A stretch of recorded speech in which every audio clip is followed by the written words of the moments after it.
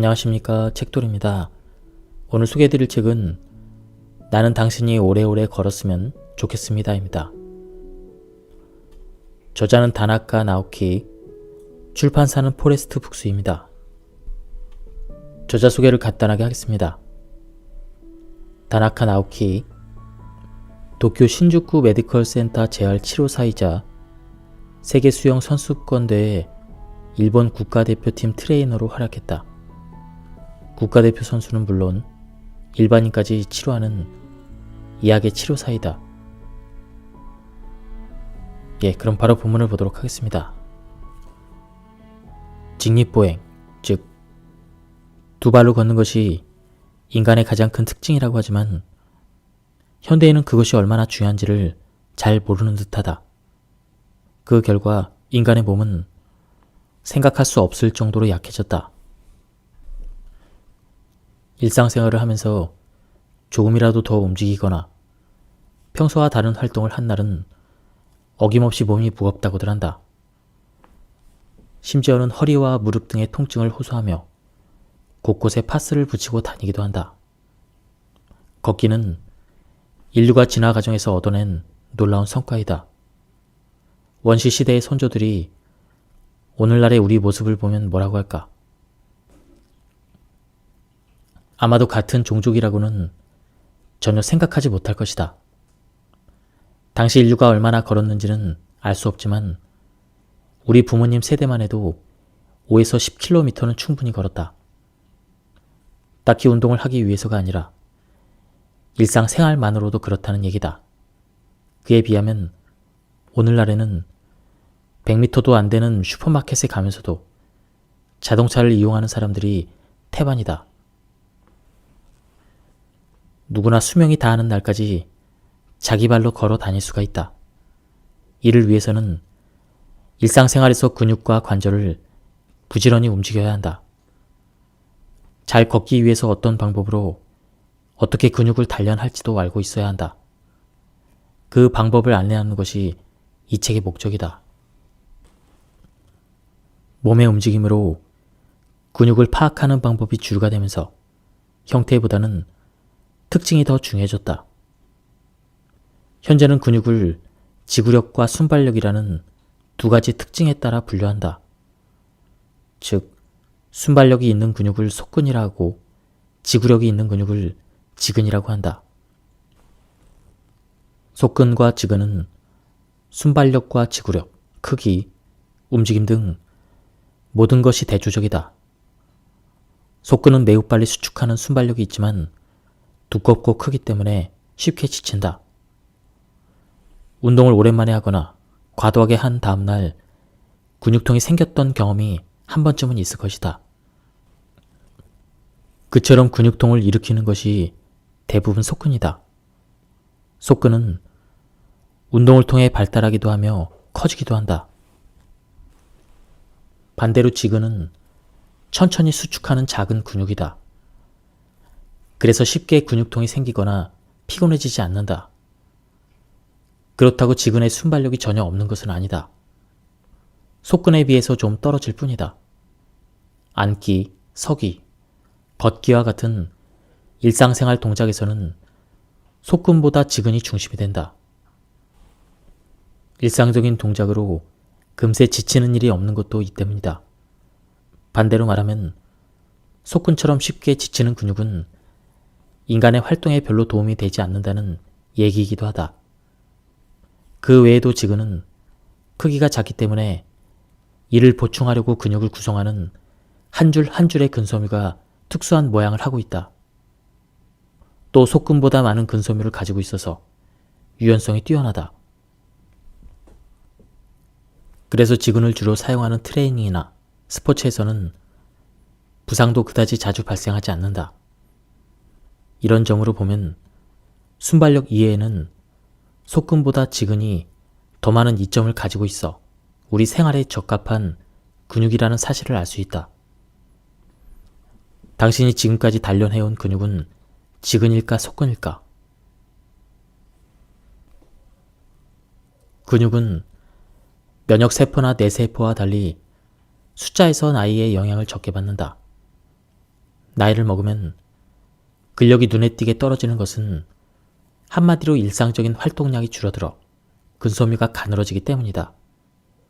앞에서도 설명했지만 근육이 가지는 힘은 두께에 비례한다.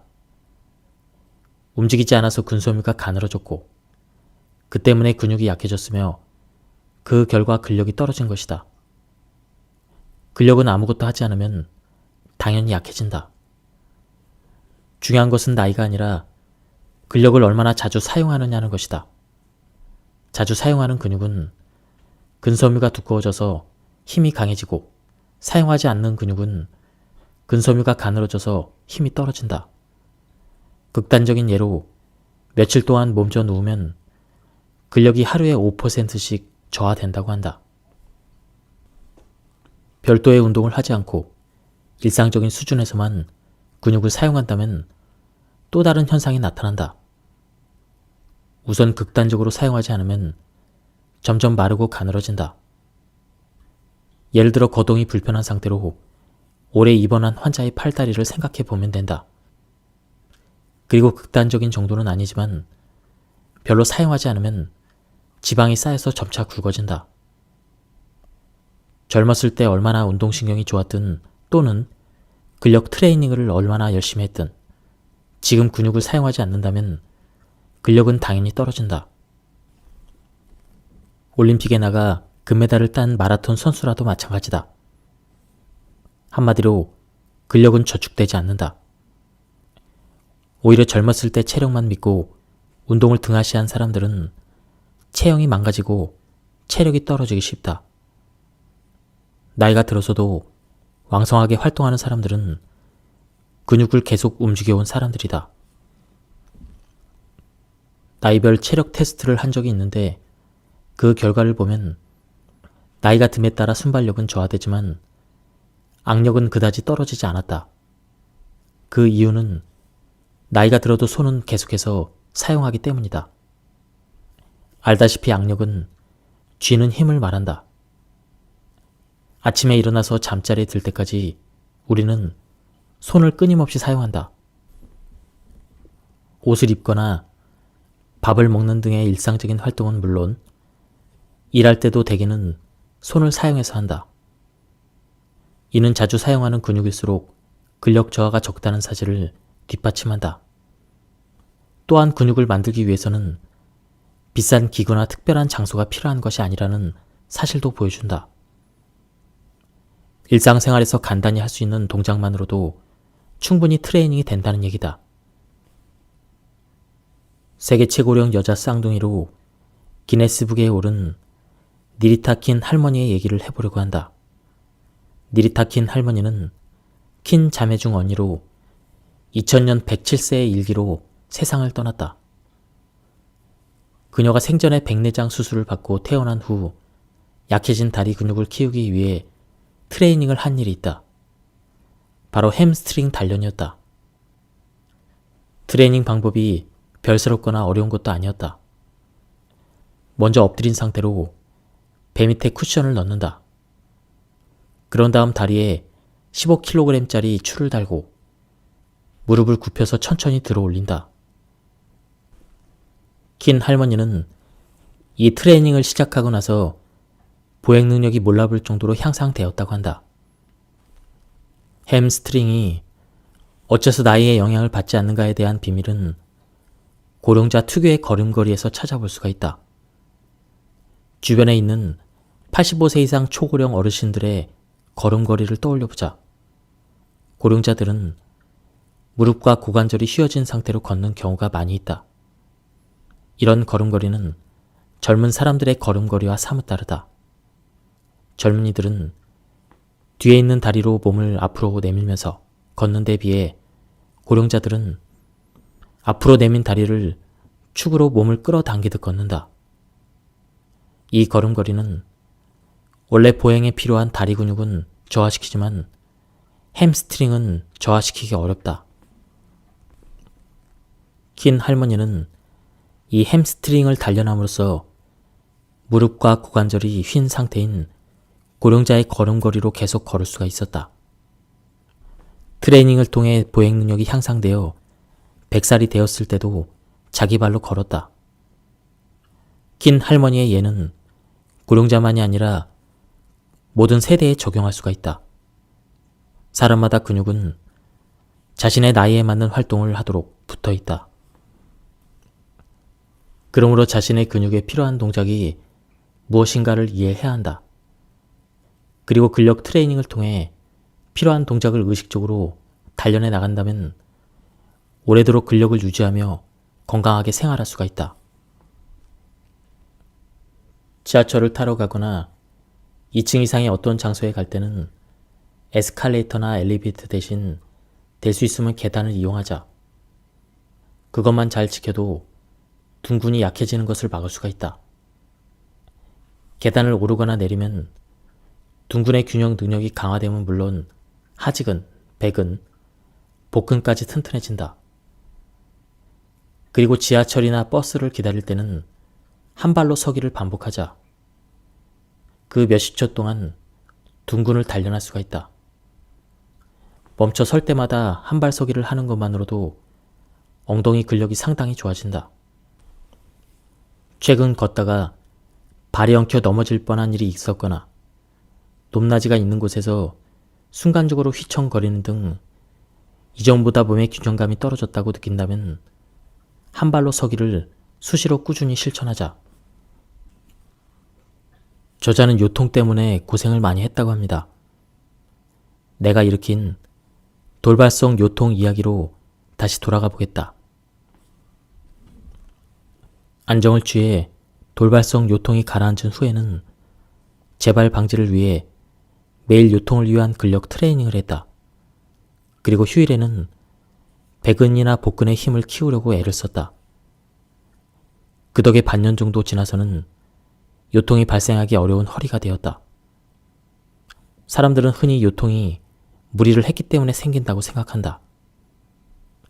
그렇지만 이처럼 환경의 변화로 그때까지 사용하지 않던 근육을 쓰지 않게 되면서 근력이 저하되어 요통이 생기는 경우도 있다. 사실을 깨닫지 못했을 뿐 요통은 맨 처음 이와 같은 환경의 변화로 운동량이 감소하기 때문에 시작된다. 바꿔 말하면 몸이 이전보다 편해진 탓에 근력이 약해지면서 시작된다. 그리고 힘이 줄어든 근육에 계속 무리를 가하면 점차 요통이 만성화된다. 이것이 현대의 요통, 특히 중년 이후에 발생하는 요통의 전형적인 유형이다. 만성 요통은 허리 주변의 근력 저하가 근본적인 원인이다. 그러므로 이를 개선하려면 트레이닝을 통해 근력을 키워야 한다. 만성 요통을 예방하기 위해서는 허리 주변의 근육 중에서 대둔근, 복직근, 척추 기립근을 단련하는 근력 트레이닝을 해야 한다. 근력 트레이닝 외에도 근근막성 요통이 반복되는 사람 중에는 서 있는 자세가 나쁜 경우가 많다.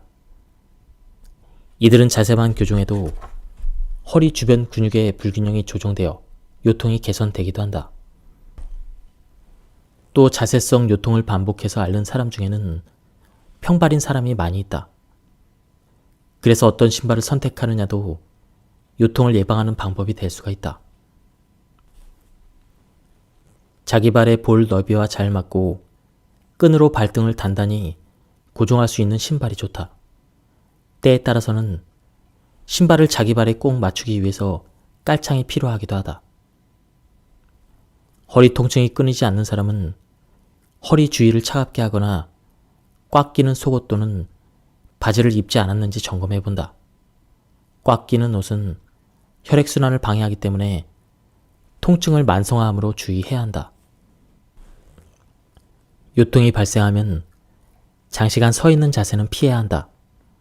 장시간 서 있으면 더 악화되기 때문이다. 의자에 오래 앉아 있어야 한다면 때때로 발을 꼬아주거나 30분 정도에 한 번씩 허리를 풀어준다. 일어서서 주위를 걷고 등 근육도 활짝 펴준다. 요통이 있을 때는 무릎을 꿇고 있는 앉은 자세도 피해야 한다. 예의를 갖추어야 하기에 어쩔 수 없는 자리도 있을 텐데 그럴 때는 엉덩이와 장단지 사이에 방석을 끼우면 허리에 쏠리는 부담이 줄어든다. 또 외출할 때는 한쪽 어깨에 부담이 쏠리는 숄더백을 피하고 짐은 가능한 한 양손에 나눠서 든다. 양쪽으로 분산해서 들면 같은 무게의 짐을 한 손으로 드는 것보다 근력이 적게 수축된다. 수치로 치자면 부담이 3분의 1로 줄어든다고 할 수 있다. 또 허리를 똑바로 숙이고 물건을 들어 올리면 허리를 반쯤 올려서 엉거주춤한 자세로 들어 올릴 때보다 요추 주위에 가해지는 부담이 반으로 줄어든다. 평소에도 무거운 물건을 들 때는 반드시 허리를 숙이고 무릎을 굽혔다가 펴면서 들어 올리기를 권한다. 돌발성 요통이 발생하면 무릎 아래에 쿠션 같은 것을 두고 똑바로 누워 자거나 무릎을 구부리고 옆으로 누워 자는 것도 방법이다. 이런 자세를 하면 통증이 줄어든다. 통증이 심할 때는 안정을 취하고 통증이 어느 정도 가라앉으면 의사를 찾아가 진찰을 받는다. 운동을 하다가 생기는 부상은 타박상, 근섬유나 골격근의 근육이 찢어지는 근좌상, 관절의 인대가 손상을 입는 염좌, 관절이 빠지는 탈구가 있다. 일반적으로 이것들을 운동장애라고 한다. 참고로 운동을 할 때 근육의 급격한 수축과 피로 때문에 근섬유가 손상되어 잘 끊어지는 근육 부위는 햄스트링이다. 부상을 예방하기 위해서는 운동 전에 스트레칭을 하고 운동 후에는 냉각 요법을 하는 것이 기본이다. 그리고 동통, 열감, 부종, 발적 이런 증상이 나타나면 운동을 중단해야 한다. 요통이나 무릎 통증을 포함하여 운동 후에 통증이 일어난 환부를 시키는 것이 임시 대응책이 될 수가 있다. 그렇게 하면 피부와 피하 조직 혈관이 위축되고 순환하는 혈액량이 감소하면서 환부 표면의 감각이 마비되므로 통증이 누그러진다. 무릎 통증 또는 요통이 막 생겼을 때나 운동 장애가 나타난 지 2주가 지난 무릎에 환부를 만져보고 열이 있으면 얼음이나 젤 형태의 냉각제가 든 얼음팩으로 찜질해준다. 이런 식으로 환부를 시키면 붓기를 가라앉히고 염증을 진정시키는 데 도움이 된다. 환부를 따뜻하게 하면 혈액순환이 촉진되어 근육 조직의 긴장이 풀리고 노폐물이 배출되면서 통증이 완화된다. 환부를 뜨거운 수건, 간이 열기구, 더운 찜질 등으로 찜질한다. 다만 환부를 만져보고 열이 없을 때 하는 것이 원칙이다. 운동장애가 원인이 되어 발생한 통증은 금방 회복되지 않고 파도가 치듯이 기복을 보이며 점차 나아진다. 통증이 심해졌다가 완화되고 다시 심해졌다가 완화되는 식으로 오르락 내리락하며 회복하는 것이다. 운동장애를 일으킨 뒤에 안정을 취해서 통증이 사라졌다고 해서 회복 과정에 들어섰다고 생각하면 안 된다. 이 단계에서 완전히 나았다고 판단해 운동을 바로 시작하는 것은 위험하다. 적어도 통증이 없어지고 2주 정도는 상태를 지켜본 뒤에 더는 통증이 나타나지 않는다는 것을 확인한 뒤에 운동을 다시 시작한다. 실제로 운동장애가 일어나 안정을 취하던 사람들은 운동을 언제부터 다시 해도 될지 궁금해한다. 그럴 때는 계속해서 걷거나 조깅을 함으로써 판단해보자. 그런 활동을 했음에도 통증이 지속되지 않는다면 다시 운동을 해도 된다고 볼 수가 있다. 자기 발바닥의 아치 부분이 내려앉은 상태가 어느 정도인지에 특히 관심을 가져야 한다. 중년 이후에는 올바른 자세로 생활하는 데에는 발바닥 아치 부분이 얼마나 올라간 상태로 유지하는가가 중요한 요인이 되기 때문이다. 발바닥 아치가 내려앉은 발은 특히 발바닥 한복판이 없는 평발을 의미한다. 이 아치는 발목에서 발바닥까지 뻗어 있는 근육이 튼튼해야만 그 근육에 의해서 유지될 수가 있다. 발바닥의 아치는 운동할 때 충격을 완화하고 체중을 지탱해준다. 그런데 이 부분이 일단 내려앉기 시작하면 발목을 고정하는 여러 근육이 안쪽으로 휘어져서 발목의 고정 상태가 불안정해진다. 이러한 현상이 비복근이나 햄스트링 같은 하지근에 영향을 주기 때문에 전체적인 자세가 흐트러진다. 또 발목이 제대로 고정되지 않아서 서 있는 자세가 불안정해지고 걸을 때 충격이 발에 더 직접적으로 전달된다. 아치를 내려앉은 채로 내버려두면 올바른 자세를 유지할 수 없을 뿐만 아니라 전신의 건강 상태를 약화시키므로 증상을 적극적으로 개선해야 한다. 중년 이후부터 내려앉기 시작하는 발바닥의 아치를 어떻게 다시 끌어올릴 수 있을까? 무엇보다 자주 걷는 것이 중요하지만 그보다 먼저 늘 바른 자세를 유지하도록 주의를 기울여야 한다. 새삼스럽다고 여길지도 모르겠으나 중년 이후야말로 좋은 자세란 무엇인가를 다시 한번 짚고 넘어가야 할 시기이다. 나쁜 자세를 고치고 평소에도 좋은 자세를 유지하기 위해서 습관을 들이는 것이 중요하다. 어릴 때 학교에서 배웠던 바른 자세를 떠올리며 일상에서 실천해 보는 것이다. 서 있을 때 좋은 자세란 귀 뒤에서 어깨를 지나 복사뼈까지가 일직선이 되는 것이다. 구체적으로 말하면 귀, 어깨, 허리, 무릎, 발바닥 한복판까지를 나란히 일직선으로 만드는 것이 좋은 자세라는 뜻이다. 그렇다면 어떻게 서야 일직선이 될까? 핵심은 엉덩이 근육인 대둔근을 의식하고 항문을 세게 조이면서 서는 것이다. 이때는 어깨가 아닌 아랫배에 힘을 주도록 해야 한다. 일반적으로 턱을 당기고 등을 펴서 가슴을 젖히지 않고 서는 것이다. 사실 대둔근을 의식하며 서면 자연스럽게 해결된다. 잠시 책을 내려놓고 엉덩이 근육 중 골반을 떠받치는 대둔근을 충분히 의식하면서 한번 서보자. 그렇게 서기만 해도 굽어있던 등이 꼿꼿해지고 무릎이 펴지며 볼품없이 뒤로 내밀었던 엉덩이도 들어 올라갈 것이다. 등이 펴지면 가슴도 펴지고 등과 가슴의 자세가 바르면 턱도 당겨진다. 단 이런 자세는 대둔근이 튼튼하다는 전제 하에서 가능하다. 이 근육이 약해졌다면 오래 의식해서 서 있을 수 없으므로 좋은 자세를 유지하기 힘들다. 따라서 좋은 자세를 유지하고 싶다면 먼저 대둔근의 힘이 약해지지 않도록 해야 한다. 오래 서 있을 수 없는 사람은 우선 대둔근 트레이닝부터 시작하자. 선 자세가 나쁜 사람은 예외 없이 앉은 자세도 나쁘다. 그리고 서 있을 때 나쁜 자세보다 앉아 있을 때 나쁜 자세가 근육에 더 큰 부담을 준다. 의자에 앉으면 몸의 중심이 뒤쪽으로 이동하게 된다. 그래서 서는 동작보다 앉은 동작의 부담이 가중된다. 의자에 앉으면 서 있을 때보다 등 근육의 3배의 힘이 가해진다. 따라서 앉아 있는 것보다는 서 있을 때 신체가 느끼는 부담이 적고 근육이 타격도 덜 받는다. 앉아 있을 때 근육에 미치는 부담을 줄이려면 자세가 중요하다.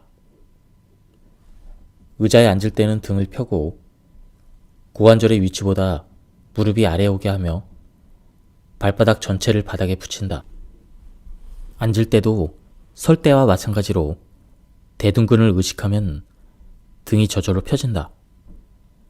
대둔근을 의식한다는 점에서는 같지만 서 있을 때는 대둔근에 대한 의식을 등 근육과 하지근에 전달해서 균형을 유지한다. 그리고 앉을 때는 대둔근을 의식하면서 등 근육을 들어 올리듯 해야 한다. 장시간 의자에 앉아 있어야 한다면 수축된 등을 펴주기 위해서 중간에 틈틈이 일어나서 몸을 움직인다. 아주 간단해 보여도 실천하기는 어렵다. 하지만 앉아서 일할 때 몇 번만 일어나서 몸을 움직여줘도 요통이나 어깨 결림을 예방할 수가 있다. 근육은 사용하지 않으면 힘이 약해지기 마련이다. 오늘날처럼 걷기를 등한시한다면 걷는데 쓰이는 많은 근육이 약해질 수밖에 없다. 그러다 보면 인간은 언젠가 똑바로 서고 바르게 걸을 수 없게 될지도 모른다. 현대인들이 걸으면 피로를 느끼는 배경에는 걸을 기회가 줄어들어 걷기 능력이 저하됐다는 공통점이 존재한다. 그렇다면 걷기 위해서 사용되는 근육의 수는 어느 정도가 될까? 걷기를 할 때는 전신의 근육을 효과적으로 사용하게 된다. 원래 인간은 걸을 때 많은 에너지를 소비하지 않게 되어 있다. 만약 전력 질주나 육체의 노동처럼 걸을 때마다 많은 에너지를 소비해야 한다면 어떤 일이 일어나겠는가? 일상적인 활동 범위가 좁아져 인류는 오래전에 지구상에서 사라져 버렸을지도 모른다. 걷기는 전신 근육을 균형 있게 사용함으로써 에너지를 적게 소비하면서도 움직일 수 있는 효율적인 운동이자 쉽게 지치지 않는 운동이다. 얼마 걷지 못하고 금방 지치는 사람은 신체 어딘가의 근육이 항상성을 잃어서 좋지 않은 상태에 있기 때문이다. 또 걷기와 관련된 수많은 근육 중 에너지 효율이 나쁜 근육이 여럿 있다는 뜻이다. 걸으면 금방 지친다는 것은 근력이 저하됐음을 보여주는 가장 확실한 신호이다. 지치지 않고 오래 걷는 방법. 걸으면 금방 지치는 악순환에서 벗어나려면 일단 바르게 걷는 방법을 이해하여 몸에 익혀야 한다. 앞서 소개한 바르게 서는 자세를 따라 해본다. 즉, 귀 뒤에서 어깨를 지나 복사뼈까지가 일직선이 되도록 서는 것이다. 거기서부터는 중심을 이동시켜 걷는 방법이 시작된다. 바르게 걷기 위해서는 발 뒤꿈치부터 지면에 붙이고 발 뒤꿈치, 발바닥의 바깥쪽, 엄지 발가락 아래의 볼록한 부분 순으로 체중을 이동시킨 다음 엄지 발가락 끝으로 지면을 차면서 앞으로 나아간다. 이때 체중을 받치고 있는 무릎은 항상 쫙 편 상태를 유지한다. 교과서적인 설명이라 이를 하나씩 신체 동작에 반영하는 것이 어려울 수도 있다. 이 동작을 좀 더 간단히 실천하려면 앞발은 발 뒤꿈치부터 붙이고 뒷발은 엄지 발가락으로 확실하게 차내면 된다. 발 뒤꿈치를 꼭 붙이고 엄지 발가락으로 바닥을 찬다면 대체로 올바른 걷기법이다. 의식적으로 발 뒤꿈치부터 지면에 대고 엄지 발가락 끝으로 확실하게 차면서 걷는다. 이것이 지치지 않고 바르게 걷는 비결이다. 중년 이후에 주로 생기는 잘못된 걷기법에는 크게 다음에 3가지가 있다. 무릎을 구부린 채로 걷기, 상체를 좌우로 크게 흔들면서 걷기, 필요 이상으로 발을 들어 올리며 걷기. 자신이 평소 걷는 방식이 여기에 해당한다면 원인을 먼저 이해해야 한다. 그러면 걷는 법을 기초로 어느 근육이 약해져 있는지 알아낼 수가 있다. 상체를 좌우로 크게 흔들면서 걷는 것은 엉덩이 근육이 약해서 생기는 그런 증상이다. 지금까지 살펴봤듯 중노년층에서 눈에 띄는 잘못된 걷기법은 원활하지 못한 중심 이동과 큰 관련이 있다. 그렇지만 이제까지 무의식적으로 해왔던 보행 시에 중심 이동을 조종하기란 쉬운 일이 아니다. 이때 유용한 방법이 뒤로 걷기 트레이닝이다. 걸으면서 중심을 이동하는 동작을 할 때는 대둔근과 넙치근을 단련하는 것이 중요하므로 앞서 소개한 근력 트레이닝을 하면 좋다. 뒤로 걷기 트레이닝도 대둔근과 넙치근을 단련하는 데 매우 효율적이다. 뒤로 걷기를 통해 두 근육이 단련되면 중심 이동이 원활해져서 무릎이 펴진 자세로 바르게 걸을 수가 있다.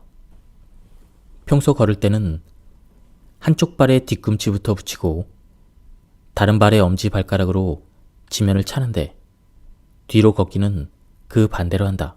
즉, 엄지발가락을 지면에 붙이는 것부터 시작한다. 그 때문에 뒤로 걷기를 하면 앞으로 걸을 때보다 대둔근과 넙치근을 약 6배나 더 사용하게 된다.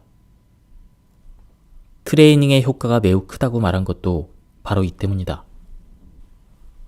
4,000보 걷던 사람이 갑자기 하루에 1만 보를 목표로 하면 무리한 운동량으로 신체의 부담이 가중되어 관절통 등을 앓게 되기도 한다. 걷기 운동을 시작하자마자 무릎을 다쳐서 정형외과에 찾아온 환자들 대부분이 이런 사람들이다. 열정만으로 무리하게 장거리를 걷거나 숙박까지 하면서 장거리 트레킹에 나섰던 사람들이다. 이들은 매일 목표 거리를 설정하여 무리하게 걸었고 또 걸은 후에 정리운동을 충분히 하지 않아 무릎을 다친 것이다. 걸을 기회를 줄이지 않기 위해서라도 근력이 부족해서 걷기 힘들다면 지팡이를 사용하길 권한다. 넘어져서 골절상을 입은 다음에 지팡이가 필요할 때 짚는 것이 아니라 그 전에 미리부터 지팡이를 짚어서 넘어지는 사태를 예방하자는 것이다. 흔히 지팡이를 짚고 다니면 다리 근육이 약해지는 건 아닐까 걱정을 하는데 사실은 그렇지 않다. 지팡이는 구부정한 등을 펴주는 역할을 한다. 그리고 통증이 있을 때는 다리가 받을 부담을 팔로 분산시켜서 통증을 줄이고 통증 부위를 안정시키는 효과도 있다. 이렇게 미리 지팡이를 짚으면 척추 기립근과 복근이 약해지는 속도나 허리가 굽는 속도를 늦춰준다. 그렇게 번 시간을 근력 트레이닝에 쏟으면 오랫동안 자기 발로 걸을 수가 있다. 이는 고령자에게만 해당하는 얘기가 아니다. 40에서 50대인 사람도 무릎 통증이나 요통이 있어서 걷기 힘들다면 지팡이를 짚고 걷길 권한다. 그렇게라도 계속 걸어야 걷기 능력이 떨어지는 것을 막을 수가 있다. 예, 지금까지 이 책에 대한 리뷰를 모두 마쳤습니다. 제가 발췌 요약해서 설명을 드렸기 때문에 맥락이 많이 끊겼습니다. 한번 책을 구해보실 것을 추천드립니다. 여기서 리뷰를 마치도록 하겠습니다. 감사합니다. 안녕하십니까, 책돌입니다. 오늘 소개해드릴 책은 나는 당신이 오래오래 걸었으면 좋겠습니다입니다. 저자는 다나카 나오키, 출판사는 포레스트 북스입니다. 저자 소개를 간단하게 하겠습니다. 다나카 나오키, 도쿄 신주쿠 메디컬 센터 재활 치료사이자 세계 수영 선수권대회 일본 국가대표팀 트레이너로 활약했다. 국가대표 선수는 물론 일반인까지 치료하는 이학의 치료사이다. 그럼 바로 본문을 보도록 하겠습니다. 직립보행, 즉 두 발로 걷는 것이 인간의 가장 큰 특징이라고 하지만 현대인은 그것이 얼마나 중요한지를 잘 모르는 듯하다. 그 결과 인간의 몸은 생각할 수 없을 정도로 약해졌다. 일상생활을 하면서 조금이라도 더 움직이거나 평소와 다른 활동을 한 날은 어김없이 몸이 무겁다고들 한다. 심지어는 허리와 무릎 등의 통증을 호소하며 곳곳에 파스를 붙이고 다니기도 한다. 걷기는 인류가 진화 과정에서 얻어낸 놀라운 성과이다. 원시 시대의 선조들이 오늘날의 우리 모습을 보면 뭐라고 할까? 아마도 같은 종족이라고는 전혀 생각하지 못할 것이다. 당시 인류가 얼마나 걸었는지는 알 수 없지만 우리 부모님 세대만 해도 5에서 10km는 충분히 걸었다. 딱히 운동을 하기 위해서가 아니라 일상생활만으로도 그렇다는 얘기다. 그에 비하면 오늘날에는 100m도 안 되는 슈퍼마켓에 가면서도 자동차를 이용하는 사람들이 태반이다. 누구나 수명이 다하는 날까지 자기 발로 걸어 다닐 수가 있다. 이를 위해서는 일상생활에서 근육과 관절을 부지런히 움직여야 한다. 잘 걷기 위해서 어떤 방법으로 어떻게 근육을 단련할지도 알고 있어야 한다. 그 방법을 안내하는 것이 이 책의 목적이다.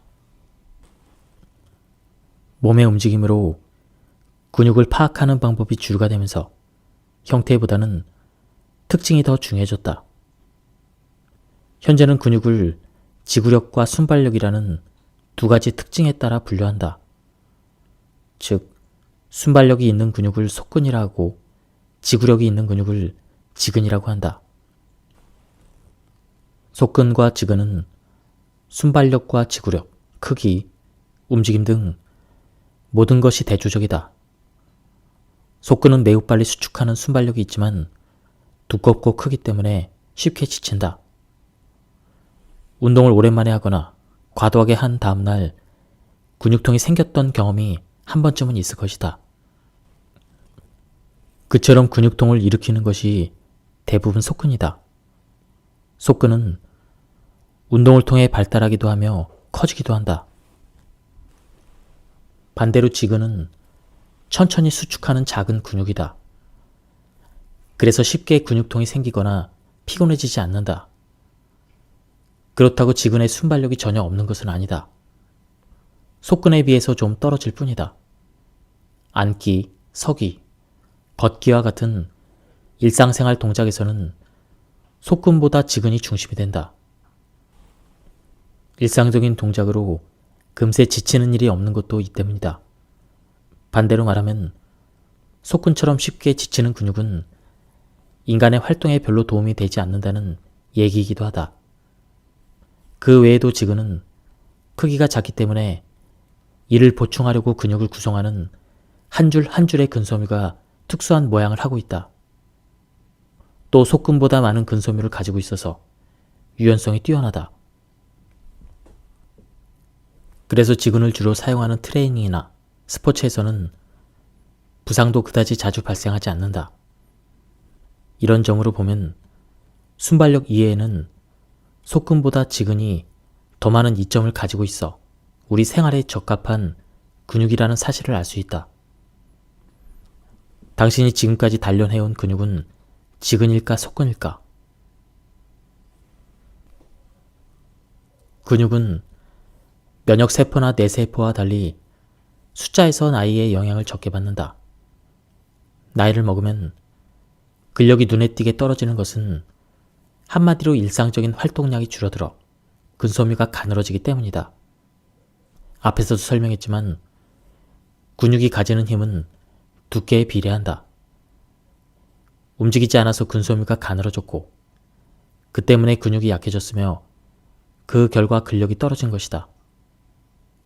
근력은 아무것도 하지 않으면 당연히 약해진다. 중요한 것은 나이가 아니라 근력을 얼마나 자주 사용하느냐는 것이다. 자주 사용하는 근육은 근섬유가 두꺼워져서 힘이 강해지고 사용하지 않는 근육은 근섬유가 가늘어져서 힘이 떨어진다. 극단적인 예로 며칠 동안 몸져 누우면 근력이 하루에 5%씩 저하된다고 한다.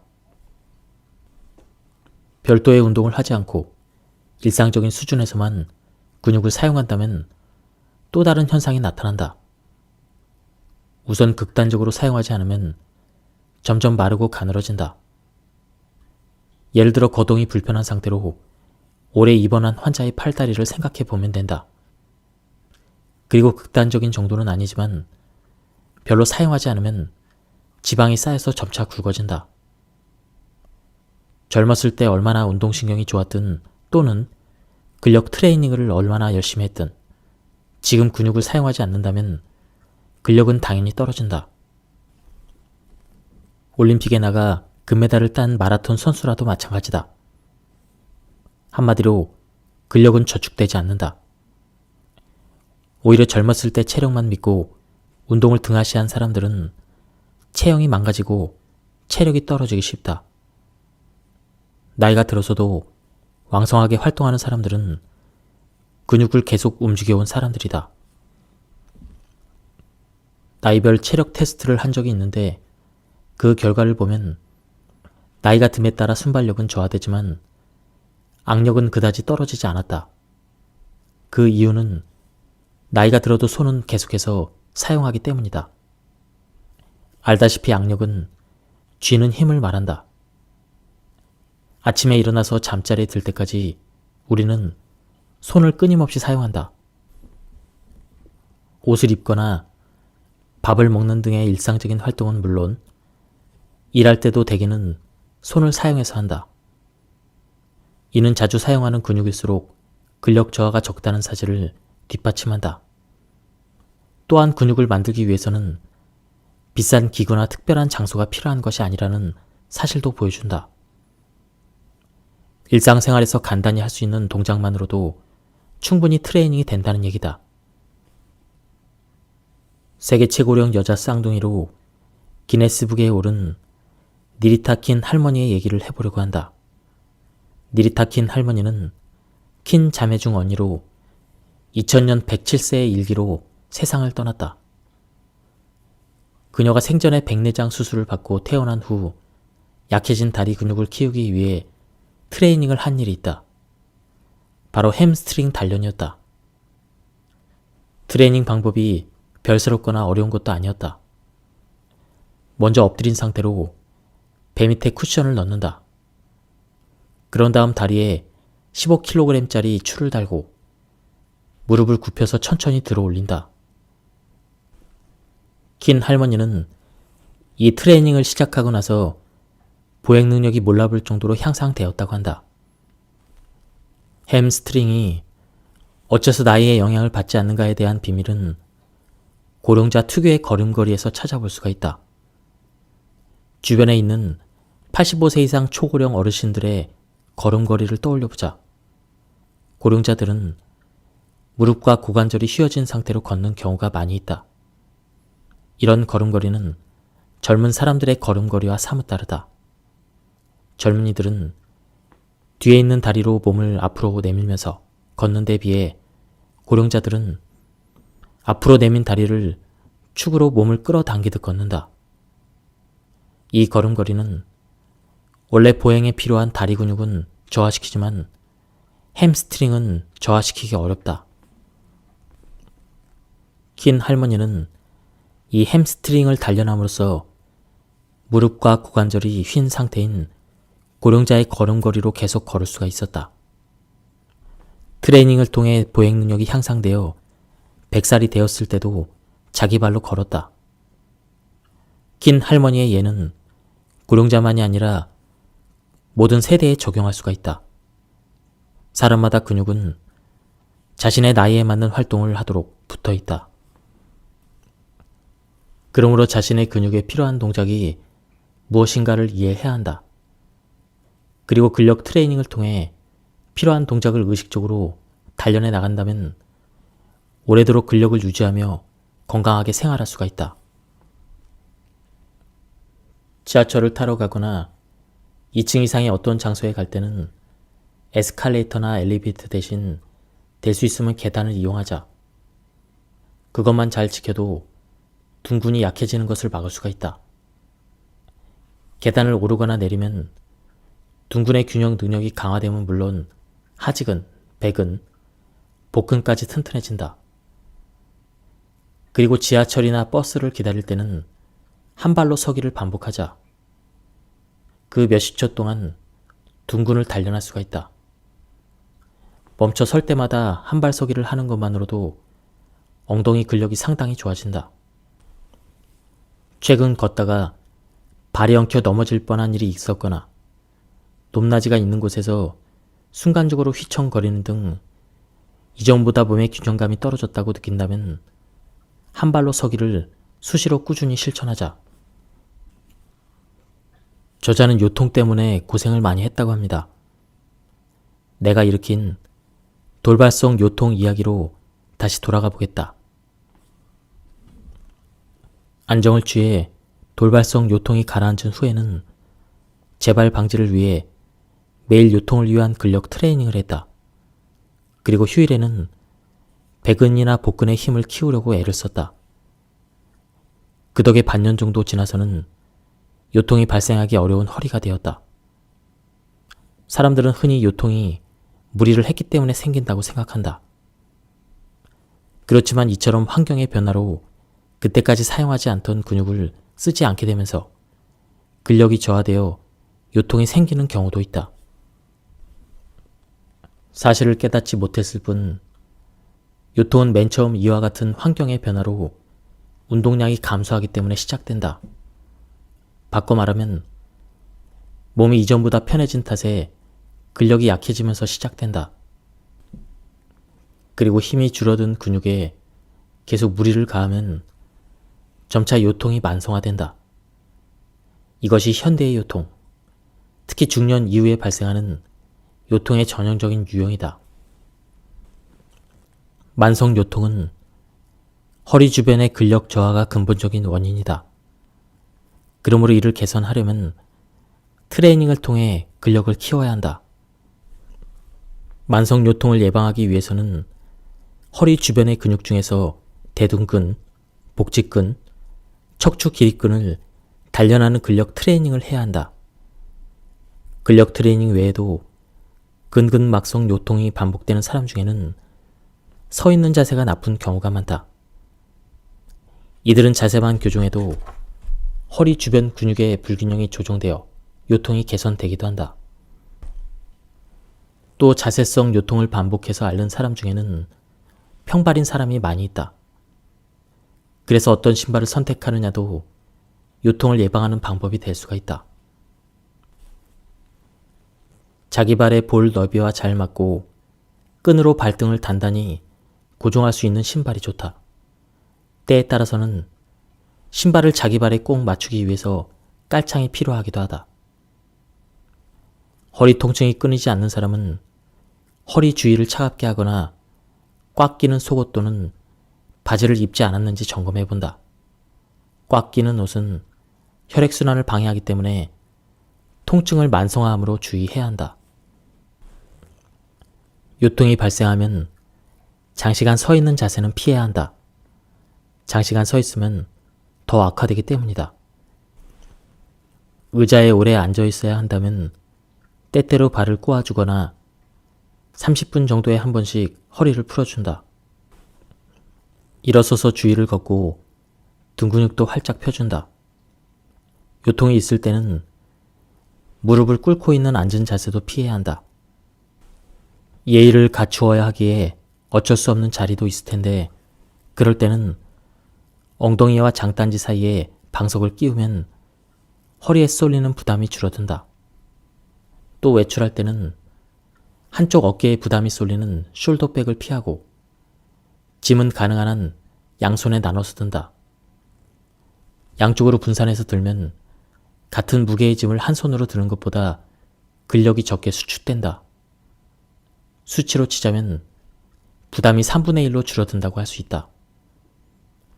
또 허리를 똑바로 숙이고 물건을 들어 올리면 허리를 반쯤 올려서 엉거주춤한 자세로 들어 올릴 때보다 요추 주위에 가해지는 부담이 반으로 줄어든다. 평소에도 무거운 물건을 들 때는 반드시 허리를 숙이고 무릎을 굽혔다가 펴면서 들어 올리기를 권한다. 돌발성 요통이 발생하면 무릎 아래에 쿠션 같은 것을 두고 똑바로 누워 자거나 무릎을 구부리고 옆으로 누워 자는 것도 방법이다. 이런 자세를 하면 통증이 줄어든다. 통증이 심할 때는 안정을 취하고 통증이 어느 정도 가라앉으면 의사를 찾아가 진찰을 받는다. 운동을 하다가 생기는 부상은 타박상, 근섬유나 골격근의 근육이 찢어지는 근좌상, 관절의 인대가 손상을 입는 염좌, 관절이 빠지는 탈구가 있다. 일반적으로 이것들을 운동장애라고 한다. 참고로 운동을 할 때 근육의 급격한 수축과 피로 때문에 근섬유가 손상되어 잘 끊어지는 근육 부위는 햄스트링이다. 부상을 예방하기 위해서는 운동 전에 스트레칭을 하고 운동 후에는 냉각요법을 하는 것이 기본이다. 그리고 동통, 열감, 부종, 발적 이런 증상이 나타나면 운동을 중단해야 한다. 요통이나 무릎 통증을 포함하여 운동 후에 통증이 일어난 환부를 시키는 것이 임시 대응책이 될 수가 있다. 그렇게 하면 피부와 피하 조직 혈관이 위축되고 순환하는 혈액량이 감소하면서 환부 표면의 감각이 마비되므로 통증이 누그러진다. 무릎 통증 또는 요통이 막 생겼을 때나 운동 장애가 나타난 지 2주가 지난 무릎에 환부를 만져보고 열이 있으면 얼음이나 젤 형태의 냉각제가 든 얼음팩으로 찜질해준다. 이런 식으로 환부를 시키면 붓기를 가라앉히고 염증을 진정시키는 데 도움이 된다. 환부를 따뜻하게 하면 혈액순환이 촉진되어 근육 조직의 긴장이 풀리고 노폐물이 배출되면서 통증이 완화된다. 환부를 뜨거운 수건, 간이 열기구, 더운 찜질 등으로 찜질한다. 다만 환부를 만져보고 열이 없을 때 하는 것이 원칙이다. 운동장애가 원인이 되어 발생한 통증은 금방 회복되지 않고 파도가 치듯이 기복을 보이며 점차 나아진다. 통증이 심해졌다가 완화되고 다시 심해졌다가 완화되는 식으로 오르락 내리락하며 회복하는 것이다. 운동장애를 일으킨 뒤에 안정을 취해서 통증이 사라졌다고 해서 회복 과정에 들어섰다고 생각하면 안 된다. 이 단계에서 완전히 나았다고 판단해 운동을 바로 시작하는 것은 위험하다. 적어도 통증이 없어지고 2주 정도는 상태를 지켜본 뒤에 더는 통증이 나타나지 않는다는 것을 확인한 뒤에 운동을 다시 시작한다.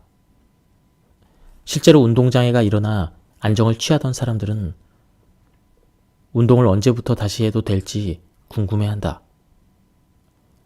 그럴 때는 계속해서 걷거나 조깅을 함으로써 판단해보자. 그런 활동을 했음에도 통증이 지속되지 않는다면 다시 운동을 해도 된다고 볼 수가 있다. 자기 발바닥의 아치 부분이 내려앉은 상태가 어느 정도인지에 특히 관심을 가져야 한다. 중년 이후에는 올바른 자세로 생활하는 데에는 발바닥 아치 부분이 얼마나 올라간 상태로 유지하는가가 중요한 요인이 되기 때문이다. 발바닥 아치가 내려앉은 발은 특히 발바닥 한복판이 없는 평발을 의미한다. 이 아치는 발목에서 발바닥까지 뻗어 있는 근육이 튼튼해야만 그 근육에 의해서 유지될 수가 있다.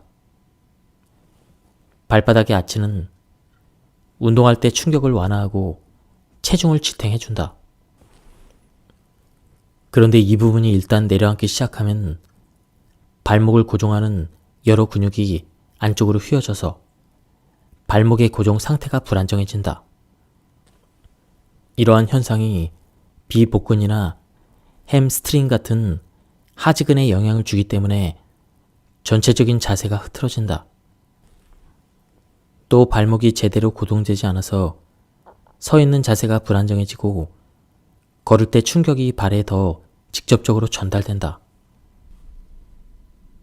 아치를 내려앉은 채로 내버려두면 올바른 자세를 유지할 수 없을 뿐만 아니라 전신의 건강 상태를 약화시키므로 증상을 적극적으로 개선해야 한다. 중년 이후부터 내려앉기 시작하는 발바닥의 아치를 어떻게 다시 끌어올릴 수 있을까? 무엇보다 자주 걷는 것이 중요하지만 그보다 먼저 늘 바른 자세를 유지하도록 주의를 기울여야 한다. 새삼스럽다고 여길지도 모르겠으나 중년 이후야말로 좋은 자세란 무엇인가를 다시 한번 짚고 넘어가야 할 시기이다. 나쁜 자세를 고치고 평소에도 좋은 자세를 유지하기 위해서 습관을 들이는 것이 중요하다. 어릴 때 학교에서 배웠던 바른 자세를 떠올리며 일상에서 실천해 보는 것이다. 서 있을 때 좋은 자세란 귀 뒤에서 어깨를 지나 복사뼈까지가 일직선이 되는 것이다. 구체적으로 말하면 귀, 어깨, 허리, 무릎, 발바닥 한복판까지를 나란히 일직선으로 만드는 것이 좋은 자세라는 뜻이다. 그렇다면 어떻게 서야 일직선이 될까? 핵심은 엉덩이 근육인 대둔근을 의식하고 항문을 세게 조이면서 서는 것이다. 이때는 어깨가 아닌 아랫배에 힘을 주도록 해야 한다. 일반적으로 턱을 당기고 등을 펴서 가슴을 젖히지 않고 서는 것이다. 사실 대둔근을 의식하며 서면 자연스럽게 해결된다. 잠시 책을 내려놓고 엉덩이 근육 중 골반을 떠받치는 대둔근을 충분히 의식하면서 한번 서보자. 그렇게 서기만 해도 굽어있던 등이 꼿꼿해지고 무릎이 펴지며 볼품없이 뒤로 내밀었던 엉덩이도 들어 올라갈 것이다.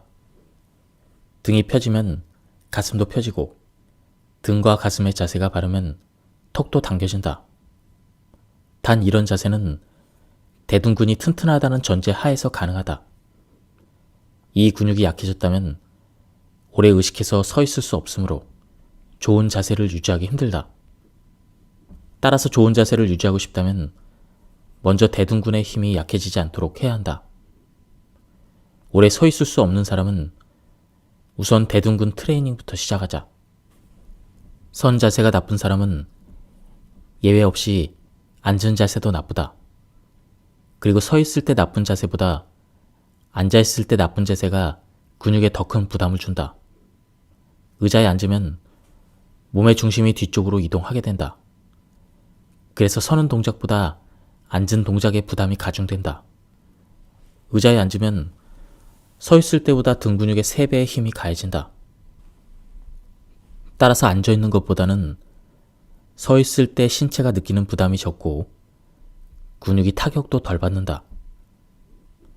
앉아 있을 때 근육에 미치는 부담을 줄이려면 자세가 중요하다. 의자에 앉을 때는 등을 펴고 고관절의 위치보다 무릎이 아래에 오게 하며 발바닥 전체를 바닥에 붙인다. 앉을 때도 설 때와 마찬가지로 대둔근을 의식하면 등이 저절로 펴진다. 대둔근을 의식한다는 점에서는 같지만 서 있을 때는 대둔근에 대한 의식을 등 근육과 하지근에 전달해서 균형을 유지한다. 그리고 앉을 때는 대둔근을 의식하면서 등 근육을 들어 올리듯 해야 한다. 장시간 의자에 앉아 있어야 한다면 수축된 등을 펴주기 위해서 중간에 틈틈이 일어나서 몸을 움직인다. 아주 간단해 보여도 실천하기는 어렵다. 하지만 앉아서 일할 때 몇 번만 일어나서 몸을 움직여줘도 요통이나 어깨 결림을 예방할 수가 있다. 근육은 사용하지 않으면 힘이 약해지기 마련이다. 오늘날처럼 걷기를 등한시한다면 걷는 데 쓰이는 많은 근육이 약해질 수밖에 없다. 그러다 보면 인간은 언젠가 똑바로 서고 바르게 걸을 수 없게 될지도 모른다. 현대인들이 걸으면 피로를 느끼는 배경에는 걸을 기회가 줄어들어 걷기 능력이 저하됐다는 공통점이 존재한다. 그렇다면 걷기 위해서 사용되는 근육의 수는 어느 정도가 될까? 걷기를 할 때는 전신의 근육을 효과적으로 사용하게 된다. 원래 인간은 걸을 때 많은 에너지를 소비하지 않게 되어 있다.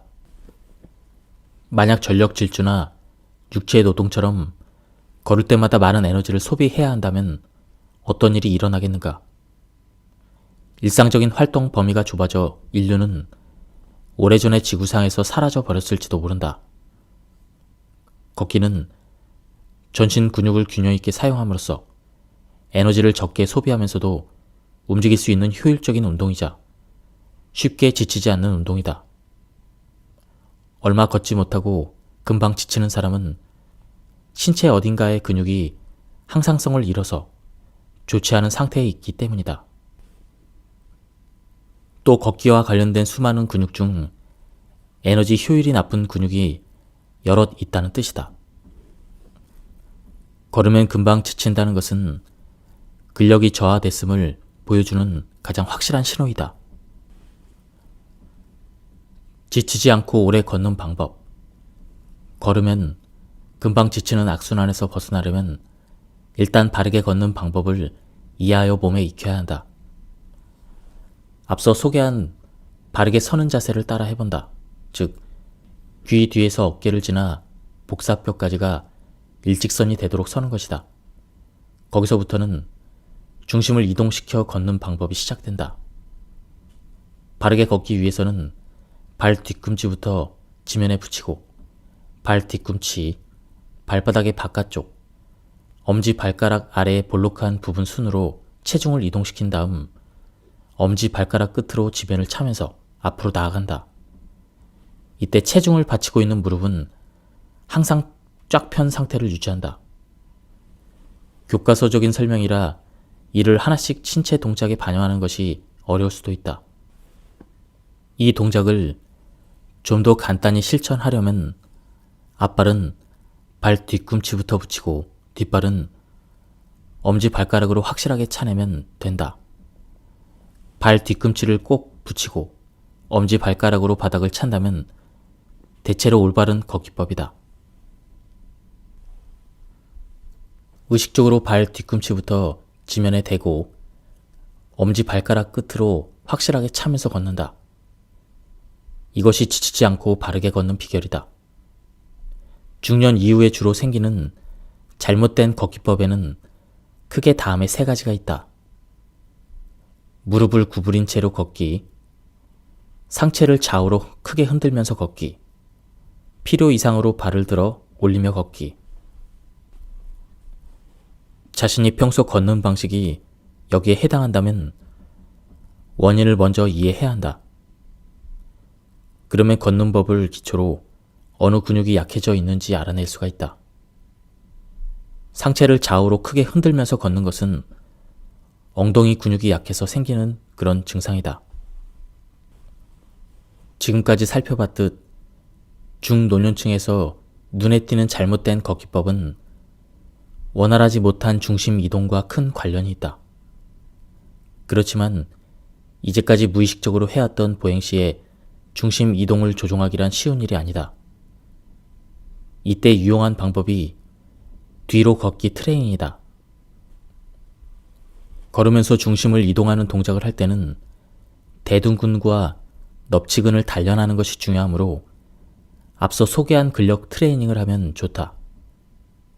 뒤로 걷기 트레이닝도 대둔근과 넙치근을 단련하는 데 매우 효율적이다. 뒤로 걷기를 통해 두 근육이 단련되면 중심 이동이 원활해져서 무릎이 펴진 자세로 바르게 걸을 수가 있다.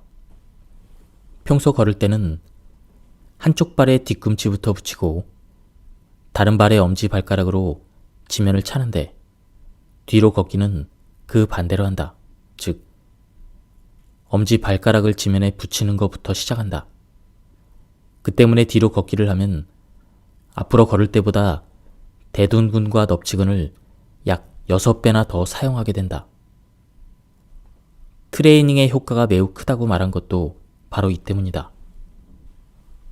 4,000보 걷던 사람이 갑자기 하루에 1만 보를 목표로 하면 무리한 운동량으로 신체의 부담이 가중되어 관절통 등을 앓게 되기도 한다. 걷기 운동을 시작하자마자 무릎을 다쳐서 정형외과에 찾아온 환자들 대부분이 이런 사람들이다. 열정만으로 무리하게 장거리를 걷거나 숙박까지 하면서 장거리 트레킹에 나섰던 사람들이다. 이들은 매일 목표 거리를 설정하여 무리하게 걸었고 또 걸은 후에 정리운동을 충분히 하지 않아 무릎을 다친 것이다. 걸을 기회를 줄이지 않기 위해서라도 근력이 부족해서 걷기 힘들다면 지팡이를 사용하길 권한다. 넘어져서 골절상을 입은 다음에 지팡이가 필요할 때 짚는 것이 아니라 그 전에 미리부터 지팡이를 짚어서 넘어지는 사태를 예방하자는 것이다. 흔히 지팡이를 짚고 다니면 다리 근육이 약해지는 건 아닐까 걱정을 하는데 사실은 그렇지 않다. 지팡이는 구부정한 등을 펴주는 역할을 한다. 그리고 통증이 있을 때는 다리가 받을 부담을 팔로 분산시켜서 통증을 줄이고 통증 부위를 안정시키는 효과도 있다. 이렇게 미리 지팡이를 짚으면 척추 기립근과 복근이 약해지는 속도나 허리가 굽는 속도를 늦춰준다. 그렇게 번 시간을 근력 트레이닝에 쏟으면 오랫동안 자기 발로 걸을 수가 있다. 이는 고령자에게만 해당하는 얘기가 아니다. 40에서 50대인 사람도 무릎 통증이나 요통이 있어서 걷기 힘들다면 지팡이를 짚고 걷길 권한다. 그렇게라도 계속 걸어야 걷기 능력이 떨어지는 것을 막을 수가 있다. 예, 지금까지 이 책에 대한 리뷰를 모두 마쳤습니다. 제가 발췌 요약해서 설명을 드렸기 때문에 맥락이 많이 끊겼습니다. 한번 책을 구해보실 것을 추천드립니다. 여기서 리뷰를 마치도록 하겠습니다. 감사합니다.